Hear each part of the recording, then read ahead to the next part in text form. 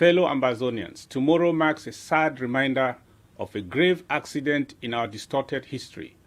On this day, eve of the 11th of February 2019, I come to you with a heavy heart in full retrospect of the over 6 decades of the well-calculated deception, misrepresentation, and abomination concocted by French colonial defrauders working for Ahijo to steal our God-ordained destiny as a people.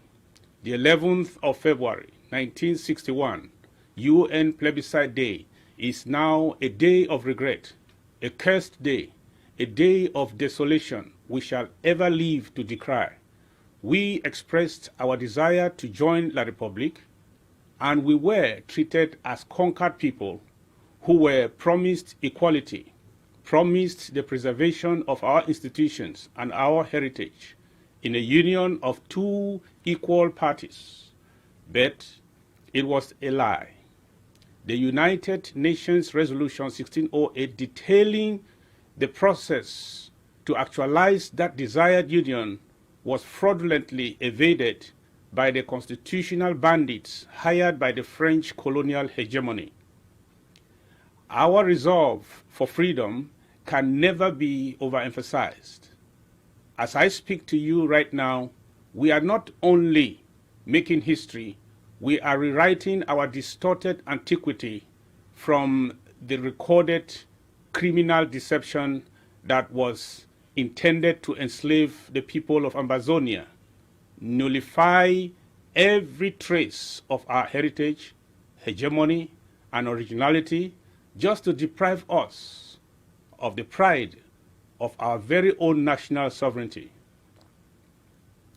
Our ancestors were people of dignity and character who have been judged guilty of the sin of trusting domestic wolves to unite with their flock of sheep.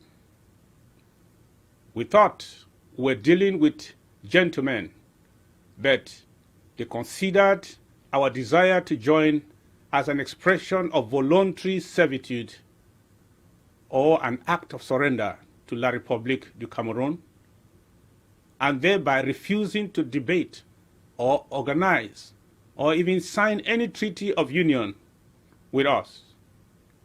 From then till this day, everything has been on a foundation of fraud. The Constitution was a fraud.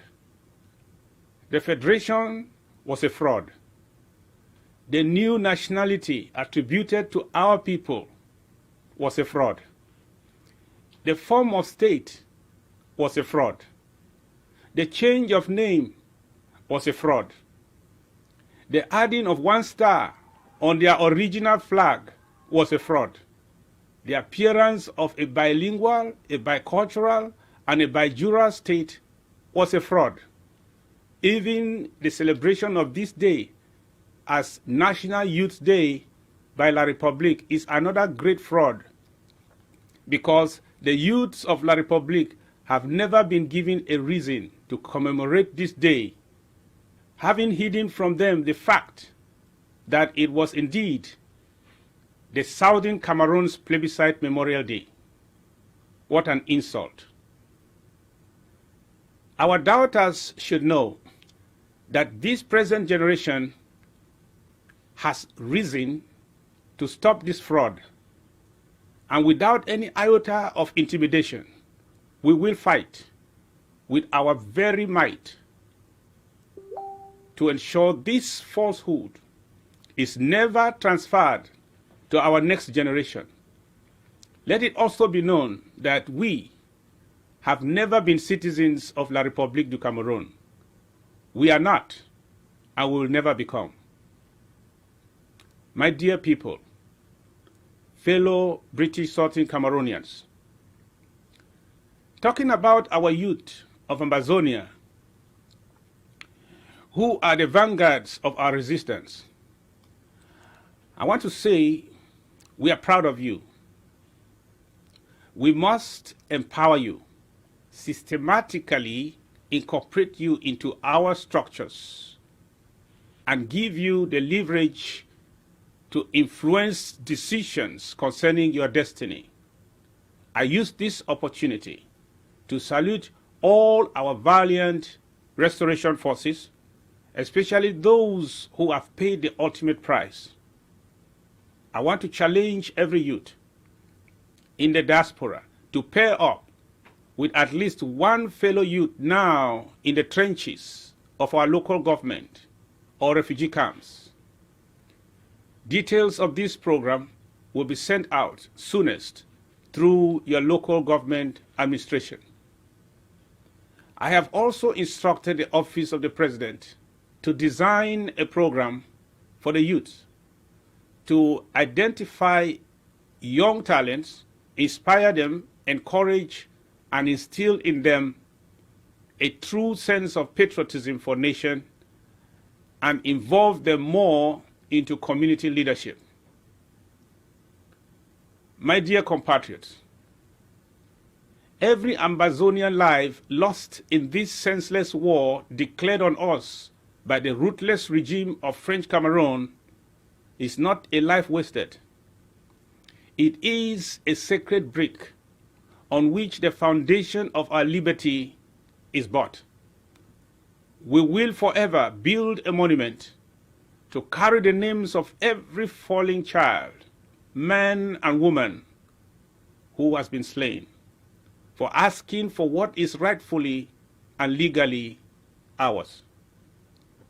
The tears that run down my cheeks whenever an innocent Ambazonian blood is spilled or a brave soldier of the resistance falls in battle assured me that this sacred sacrifice is not in vain, that one day these too will pass, that Ambazonia will be free. But we must ensure that our brave men and women who have voluntarily enlisted to defend homeland by putting their lives on the line go to battle knowing that we who are relatively safe in the diaspora can pay our own best price financially or materially to ensure our forces are well equipped.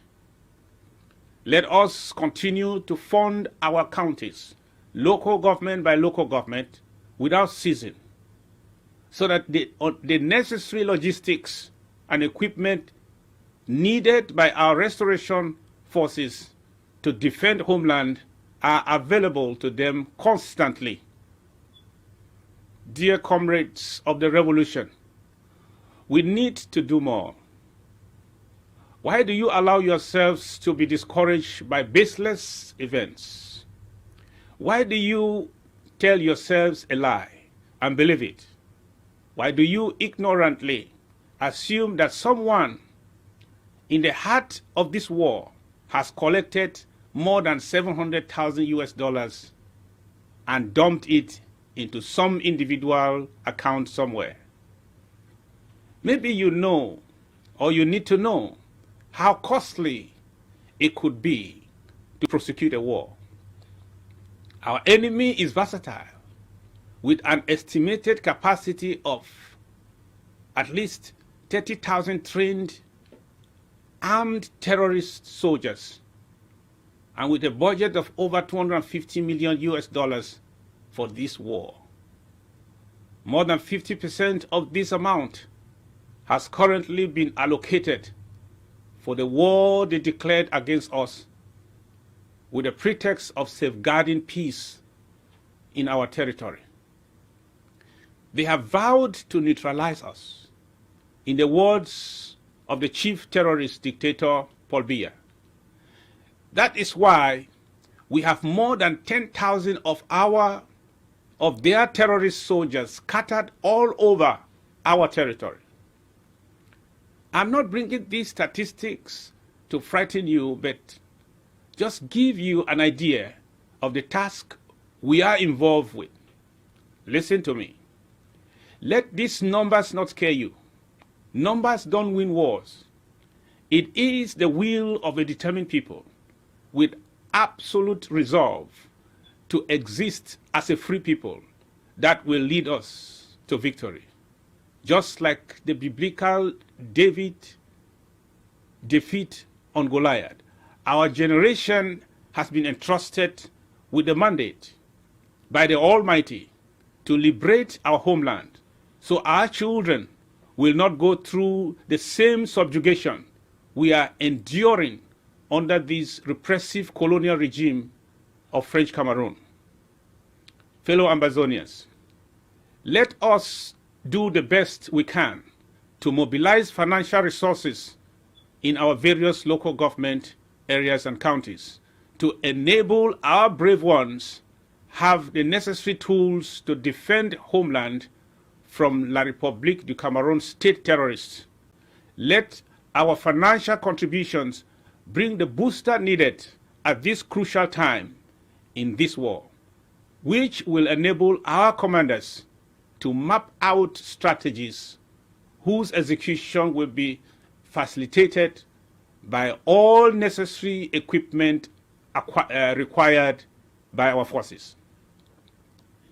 Many have been outraged by the fact that they are losing control as our struggle has become a people-centered revolution instead of an organizations-centered revolution. I will say, their target is not me, but our revolution. And we should not give our ears or commit our emotions to such groups or individuals. I am not interested in your money. Money to me is a messenger. If your funds would provide survival logistics to people in every county and every local government, then you would have blessed Ambazonians with your money, and you would have made my joy full. In this regard, we have expanded and expanding the treasury to include representatives of local government areas.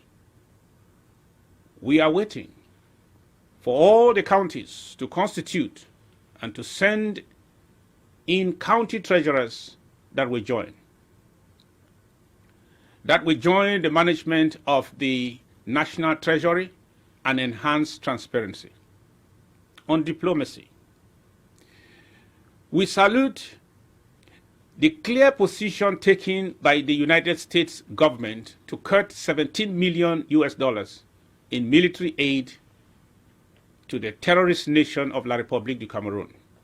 We urge the European Union countries, United Kingdom, and the Commonwealth countries, Russia and China, to follow suit.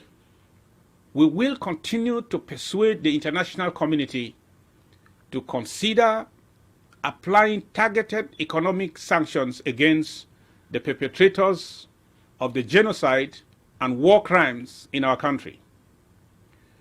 We will continue to call on the United Nations to send a peacekeeping mission to our country to impose a ceasefire and pave the way for negotiations without preconditions. We want to warn any country sending their soldiers to help Paul Biya in his effort to annihilate our people to know that Ambazonia will consider any gifts to La République du Cameroon at this time as an act of war against the British Southern Cameroons. On the state of our revolution, we are very elated that our nearer 10 leaders are no longer kept incommunicado. We love all of them. We respect them. We will fight for their release with every ounce of our being in this interim government. We have spent slightly above 100,000 US in Cameroon and in Nigeria on legal fees for the fight towards their release. We will continue to cater for them with every means available, as we have been doing all in silence. Those who are trying desperately to create a rift between President Sako and myself in the midst of our focus on our ground game amidst tangible diplomatic successes don't want a free Sako. They want to bring down this revolution so his faith will be sealed by La République du Cameroon. As your acting president, I want to remind you that I did not campaign to join the interim government.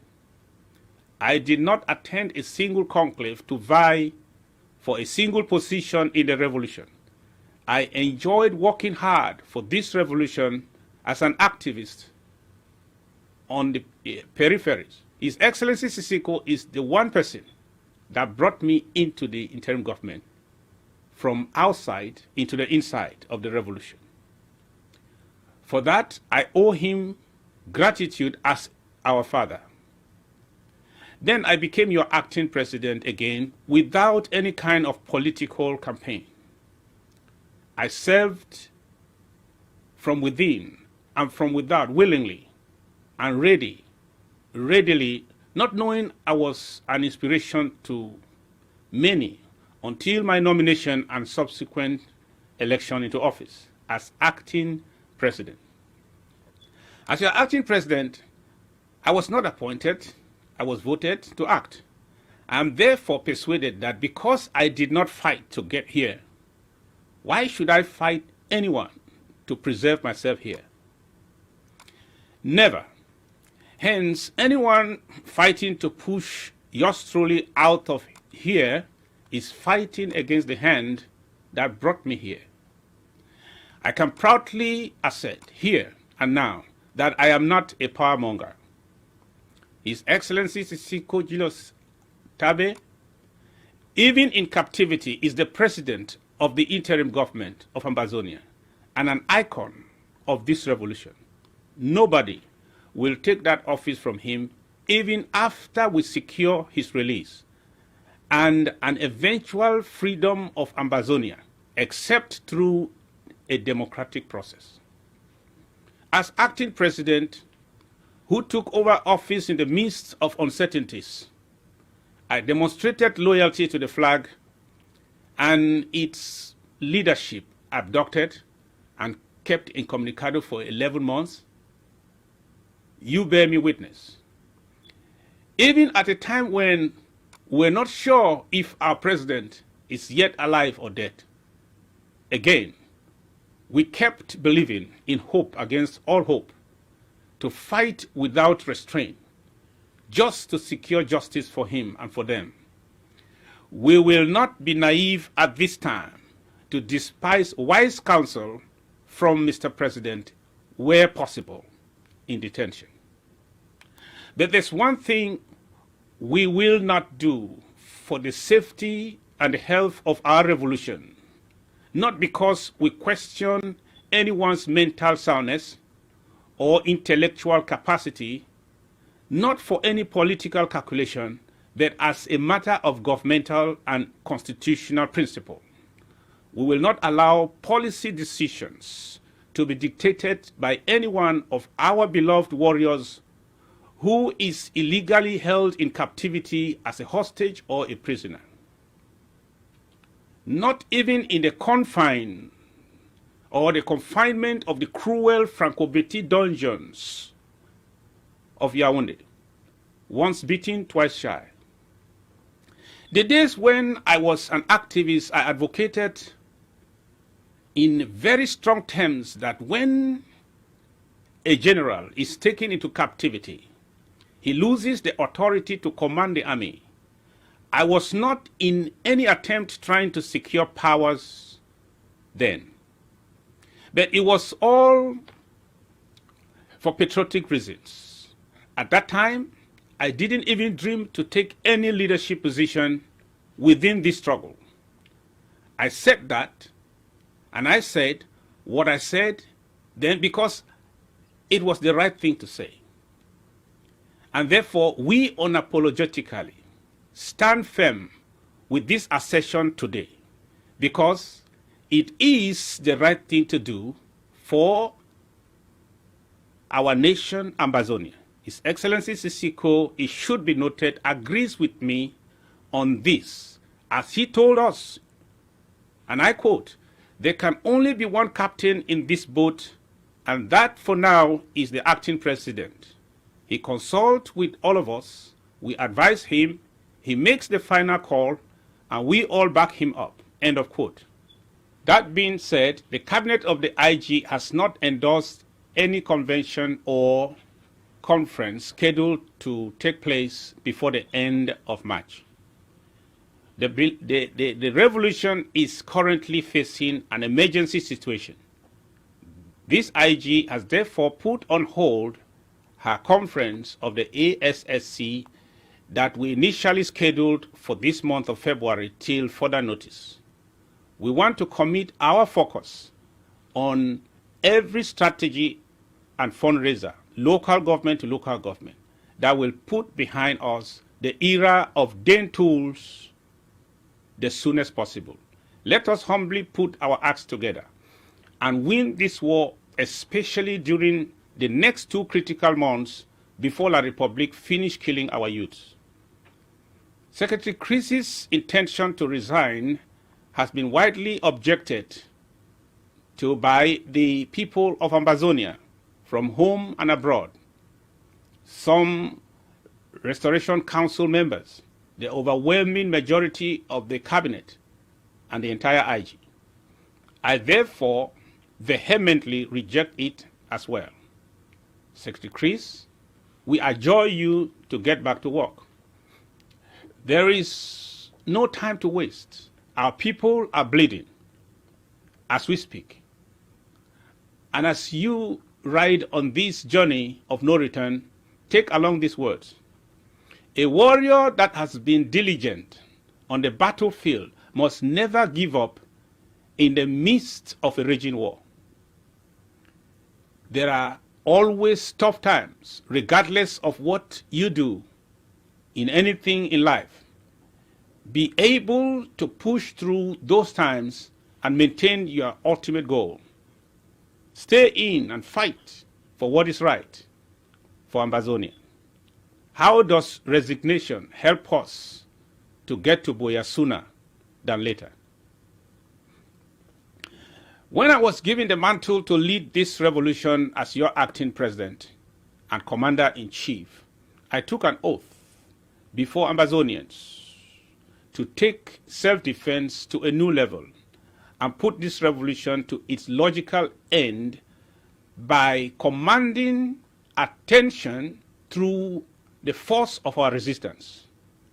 Let every Ambazonian be rest assured that we will not blink in that responsibility, and we will not betray your confidence bestowed upon us. In the end, we want you all to keep your faith burning. Our revolution and the tactical approach employed in prosecuting it cannot be perfectly compared to any other, for there are 2 very important aspects that encapsulate the facets of our independence restoration movement, which this interim government, under my short leadership, has not only shown full commitment towards the realization of it, but has demonstrated a great sense of excellence in an endeavor to restore our stolen statehood. Number 1, the restoration of our government that was dismantled and completely destroyed by late President Ahidjo of La Republique. As a priceless inheritance from our forebears, this interim government is sustaining and building pilot structures that serve as the pride of Ambazonia. And number 2, the liberation war that we are proudly at the top of our game from all the different dimensions of diplomacy, via advocacy, propaganda, and communication, as well as the defense of homeland. One of these has been strategically scrutinized and upgraded in our current phase of reclaiming our national territory and our place in the community of nations. Ambazonia, as the leader of this revolution for now, with this combined task of being the governor and the liberator, I wish to boldly tell and announce that there is hope.